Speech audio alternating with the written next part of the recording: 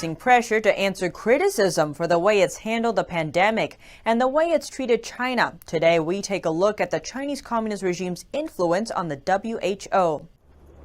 The World Health Organization is facing rising criticism for its handling of the pandemic. Critics say the UN agency was slow to respond and downplayed the threat. They point to Taiwan alerting the WHO on December 31st about the risk of human-to-human transmission as one example. 2 weeks later, on January 14th, the agency repeated Beijing's claim, saying there's no clear evidence of it. Its director general was also slammed for praising the Chinese regime's response despite evidence of a cover-up, which we previously reported on.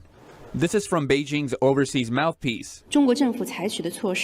By taking decisive and strong measures, the Chinese government ensured to the highest possible extent the life, safety, and health of the Chinese people, and brought precious time for stemming the global spread of the virus.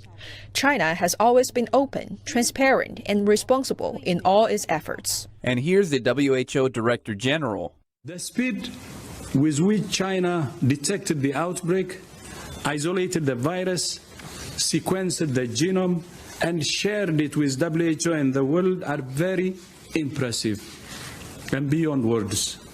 So is China's commitment to transparency and to supporting other countries.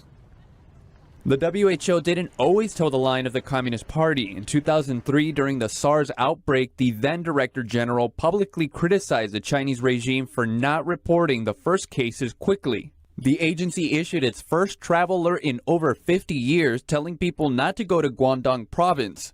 But in recent years, the Chinese regime has sought to grow its influence in international bodies, especially in the UN, including the World Health Organization. In 2006, former health director of Hong Kong, Margaret Chan, became the WHO's Director General and the first Chinese to hold a top UN position. She had previously been criticized by Hong Kong lawmakers for not pressuring Beijing to share more information during the SARS outbreak.